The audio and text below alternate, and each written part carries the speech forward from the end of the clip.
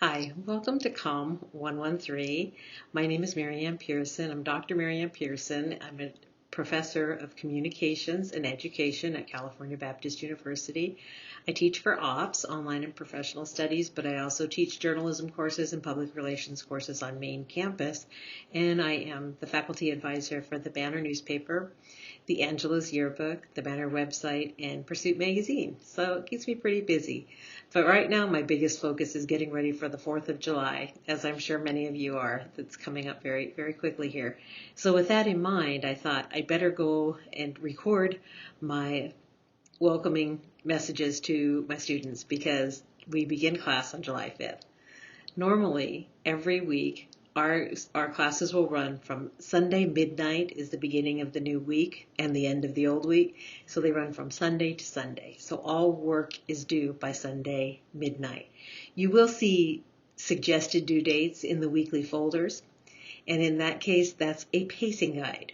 I really like the fact that OPS makes the classes asynchronous, which means we don't all have to be on at the same time. You can go on to Blackboard whenever it is convenient for you during the week and do your work. And this makes it much more manageable. I've taught many of these online classes for OPS and before that for COPS and before that just for CBU online. So the biggest factor I think that makes them doable is the fact that you don't all have to be on the computer at the same time. I know there are certain subject matters where that's required, like math. Sometimes they do a coaching session all at the same time, but we do ours asynchronous. So you just need to budget your time for the week. So what I suggest you do this week is first read through the syllabus completely, become very familiar with that, then go to the week 1 folder. Every week, the most current information will be in the weekly folder because if there are updates or a situation where I have decided to slow down or speed up or provide additional information, all of that will be in the folder. So I know some students like to print out the syllabus and that is their Bible. Well, yes, but also check the folder every week at the beginning of the week and be sure there hasn't been any modification or change.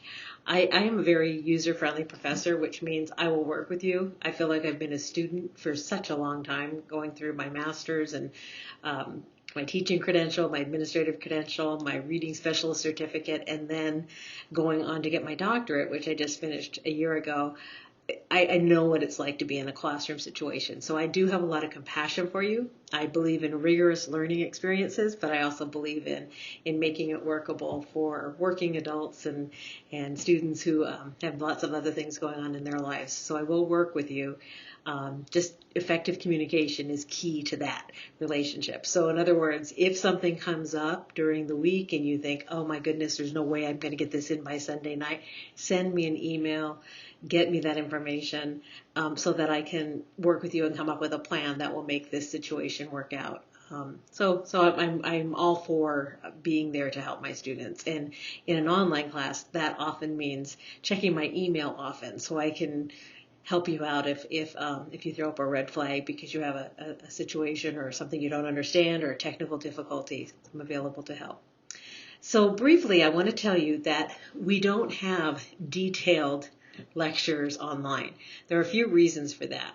One is I find that online learning seems to work best when you have support of the professor, you have the YouTubes that maybe highlight main points or clarify things that are coming up.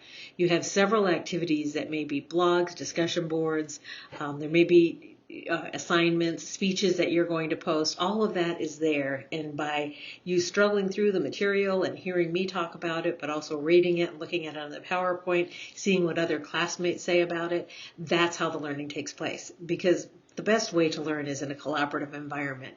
And in a collaborative environment online, that situation means being involved in discussion boards and responding to one another and so on. Being that this is a speech class, I actually built this class for OPS, and some communications professors will say, oh, how in the world can you do that when you don't have a live audience for the speeches? Because you're going to be filming yourself just like I am right now. And I can tell you the first few times it's not very fun. You can be very self-critical and there's just a lot of stress involved with it. But my advice to you is just do it and Don't expect that it's going to be absolutely perfect. Do the very best you can, and don't succumb to that temptation to re-record and re-record and re-record. Of course, there are times you have to re-record a bit, but try to practice it before you record, and then turn in the best work that you can. But you're going to be doing these YouTube speeches, and the way we accommodate for an audience is we ask that you have at least one or two family members or friends watching you as you are recording, because then you have the experience of a live audience there, and you also have the experience of recording for your virtual audience, which is a challenge and is actually a skill that is very important to learn, because nowadays there are so many meetings that are done through Skype. There are negotiations and conversations through FaceTime, Skype, or whatever the modality might be. So learning to speak to a computer screen or a camera, webcam, is very important. So for this class, you do need the textbook, and the textbook is described to you in the syllabus on Blackboard 9. You need to be familiar with Blackboard 9 and practice it. And if you need help, OPS has training for you. So look into all of that so you get very familiar with Blackboard 9. You need a computer with the webcam. And you need the time to work on all the projects involved. So I'm sure you will all be successful, and I'm here to help you be successful. For this week, in the Week 1 folder, you'll find Reflection, which is a reflection where you're reading the chapters that are listed and you're looking at the YouTubes, and then you are going to reflect on what you've learned from that and respond to course mates. Every discussion board, you should respond to 2 or 3 course mates, and that's listed in the information there. But just so you know, that's what I'm looking for, is a response. So that might be that if you're a person who works earlier on in the week, maybe Monday you've posted and you've responded to one person who was there, and then you came back on Wednesday and responded to someone else, and maybe again on Friday. So you should be going on and looking at Blackboard either every other day or so is fine, and during the week, and get your work done by Sunday midnight. So you have a reflection. You have also a discussion on ethics and public speaking. You have also another one on effective listening. And then you're going to begin to narrow down the topic of your first speech. So begin thinking about this. The first speech will be a tribute speech.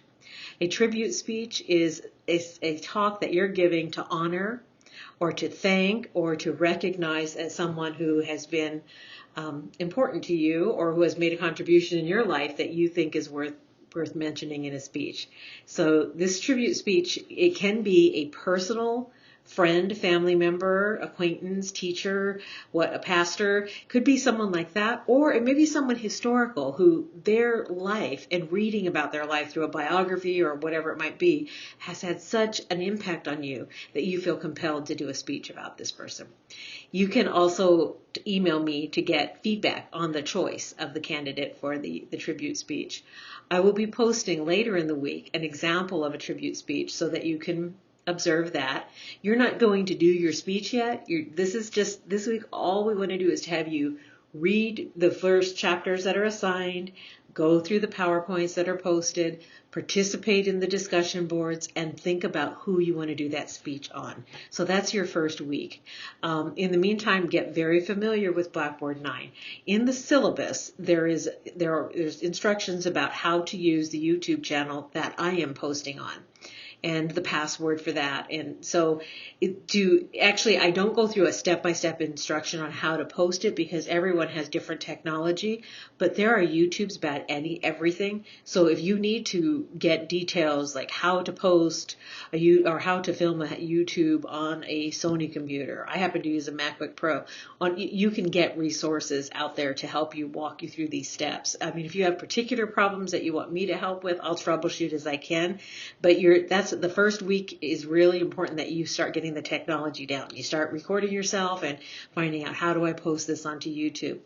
Now, I have had people in the past not want to post it on our channel or have difficulties. You can create your own YouTube channel. You just have to share the link with us. So as we get to the point of recording next week, I will give you some pointers and some troubleshooting tips on that. But I would say if I were in this class, I would start to get ahead of the game and start to practice a little test run so I'd get that technology part down.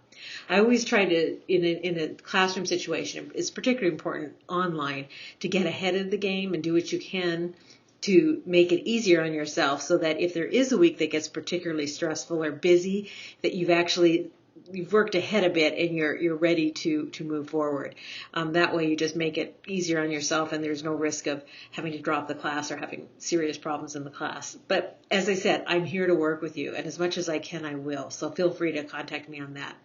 I'm also going to post in the discussion boards a prayer request discussion board, because I like to pray for my students, and that's one of the things that's harder online. Is usually at the beginning of class I'll ask students, what's going on in your life, or maybe I'll share something that's happened.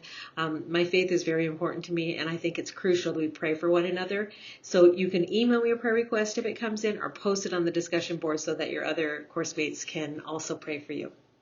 So now I'd just like to say I hope you have a blessed 4th of July, and have a great week. I am available. I check my email at least once a day. Usually it's a lot more than that, but at least once a day. So please enjoy this first week. And if you have fear about public speaking, you're going to learn how to overcome that. And you can do all things through Christ who strengthens you. Have a blessed week.